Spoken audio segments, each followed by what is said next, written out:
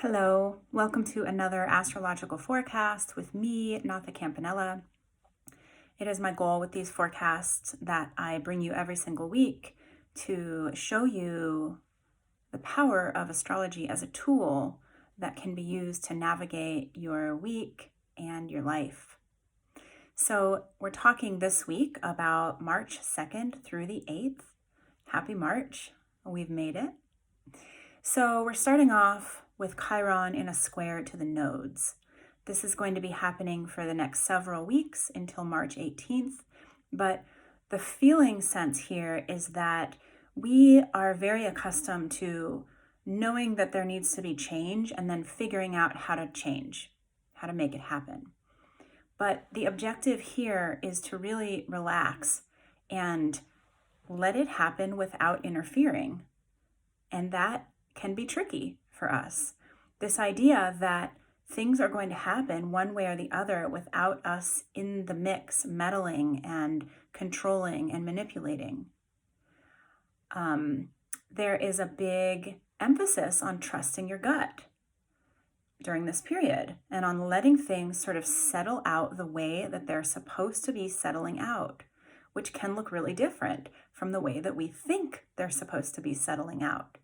So hold that in your mind, along with this idea that there are still many secrets that are waiting to be unlocked for us in our lives. We don't know it all yet.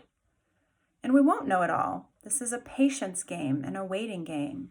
But if you can tune in and zoom out, if that makes sense, to just get the lay of the land of what's happening and sort of let things happen the way that they're supposed to be happen, this will be really valuable for you. Next, we have March 4th. Mercury is going to be entering Aquarius. So remember that Mercury is in retrograde right now. So Mercury has been in Pisces, but has been looking like it's moving backward. And that's what a retrograde is. It's when a planet appears to move backward in the sky. So it will move back into the sign of Aquarius at 29 degrees. And so this is going to feel nice, I would assume, because it's going to bring a sense of objectivity to us, as the sign of Aquarius does. And so, of course, you're still going to want to be looking at these Mercury themes of the way that we're taking in information, at the way that we're communicating and connecting with people in our lives, the ways that we're filling our time. We're wanting to look at those to see what needs to be changed and what needs to be fixed and what could possibly work better for us. But we're going to have the gift of detachment for the next few days until Mercury leaves retrograde, which I believe is March 10th. So we'll talk about that next week. So March 5th, Venus is going to enter the sign of Taurus. So this is a really comfortable placement for Venus because Venus rules Taurus. That's one of the signs that she rules. So something to be really mindful of. And we have been in all of this Capricorn energy for the last several months. And so we've been talking about goals and, making things happen and making changes and whatnot. But Capricorn wants to make a plan and make a goal and follow through until that exact plan and that exact goal has been fulfilled. But what we're looking at now is this idea that, are we placing too much responsibility on our intended goals? Are we approaching them from a place of like, I will be happy when this thing has been completed? Or, things will finally be good for me as soon as this happens? Because not the most valuable way to do it, right? So look at it like this. We're in a proofreading time.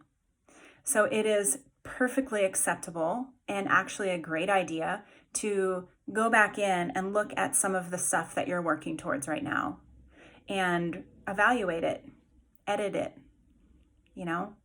delete a few things, add a few other things, because Venus in Taurus is concerned with what it takes for us to feel safe. So if you can use that as your sort of new goal is, what do I need to feel safe here? And sometimes that's going to look like really practical things.